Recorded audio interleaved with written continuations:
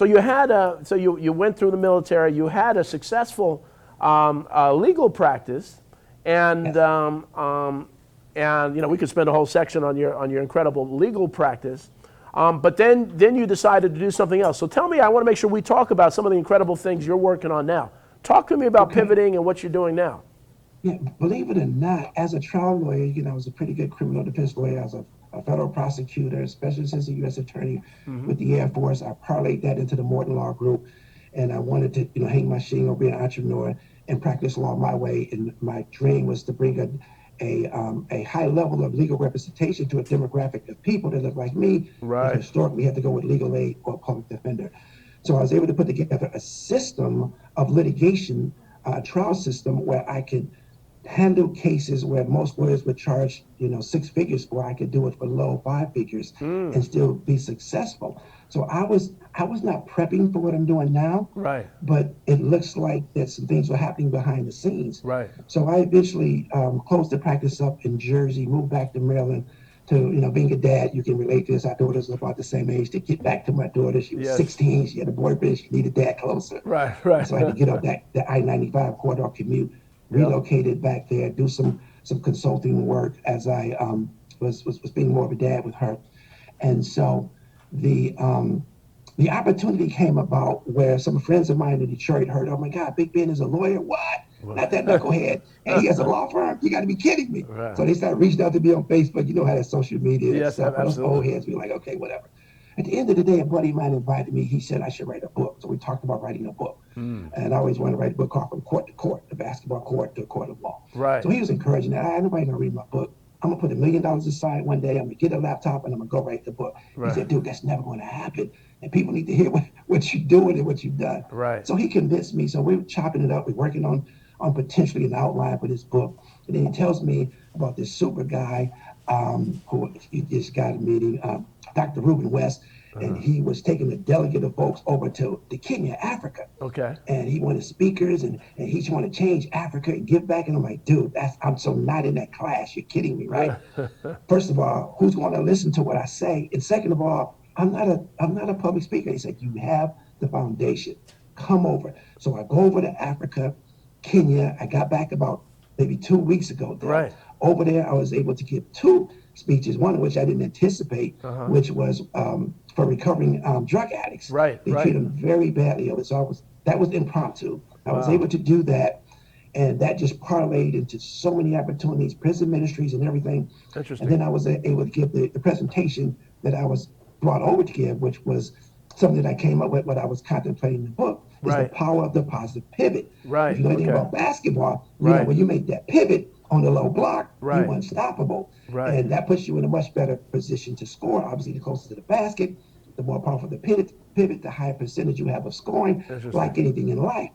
So, so that was put in my spirit to come up with this power of the positive pivot. I had Interesting. no idea, Dale, that, my brain worked that way. Yep. But I was able to parlay that and say, listen, come over here to Africa, talk to people, come to Nairobi, share that power of the positive pivot. Right. And my boy was like, dude, that's a movement. This could touch so many people. I'm like, yeah, Right. whatever. Okay, we'll see what happens. I'll go as a friend to support you. Dude, I go over there and it just blows up like wildfire. I'm talking about Wow. the pivot. I'm on the stage. I'm pivoting. I got my basketball, and I'm showing how that I'm basically training people how to master the ability of pivoting through life's most egregious challenges and decision making. And it can help you build professional development and personal development, deal with issues and problem solving. And so Ben, so the pivot. So talk a little more. So the pivot is really kind of adjusting. You're facing a challenge, then you pivot for success, right? Is that? Say a little more for the audience about that, because I want to get and use that ability to pivot to it. The P is to start out positive. Right, So everything okay. that you want to do in life, you want to land with a positive attitude. That's the first and foremost. And you have to identify the issues, which is one thing that lawyers are trained to do. If you pivot positively, but you end up identifying the wrong issue, Right. you're going in the wrong direction. So I teach people how to identify the issues before them and to do them in such a positive way that you can control that narrative and you can draft that issue and apply the issue in a way that's going to help you. But you can gain and grow, and you can also give back. If you can draft that issue and focus that issue with those two G's in mind, then you're okay. Right. You're gonna be okay. The V is visualizing. You got to Visual. visualize Okay, good. yourself Okay. shooting a basket, going to court, Right. speaking in front of a church, Interesting. becoming a doctor. You got to just actually see it, visualize. Then the O is you got to own it. You have to Right. own your failures, own failing the bar exam, own it not getting into school. There's Interesting. other factors, obviously, being black, being poor, being this and that. Those are factors. You own those factors, Right. but you allow those factors. You build on those factors and make those obstacles, as we said earlier, as opportunities. You don't use those factors to hold you back, and blaming others or those factors, you never get there. So and I think this is maybe one of the most challenging elements, is you got to own your life Right. and take charge of it. Right. You write the script, you tell the story, you're the director, Right. you're the actor, you're the lead.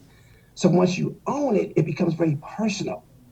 And then then the T is finally triumphant. You have to enjoy, as you said, take the small victories, and the victory is not outcome determinative. It is in the journey.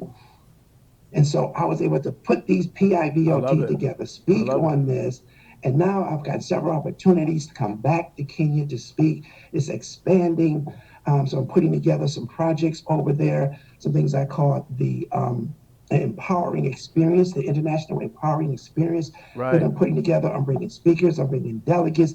They asked me to come over there to coach regularly. I'm working with Kenyatta University. Nice. I'm working with some of the government officials. It has taken, and I remember, Joe, I was over there once, Right. about 2 weeks ago, Right. and I haven't been able to sleep since I got back.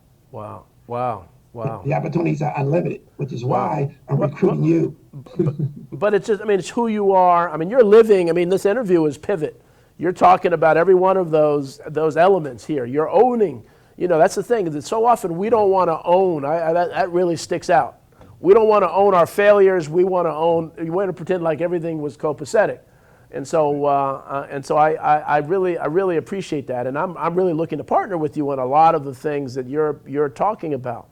And so Kenya, you're doing stuff there. What's the future? What's your longer term goal as you're building on this incredible opportunities?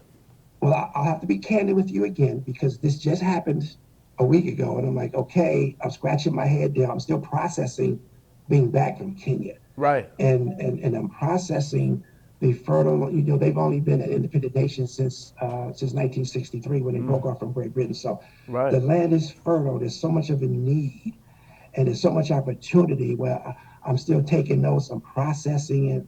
As you know, I'm in Kansas now with my business partner. We're putting together opportunities and things.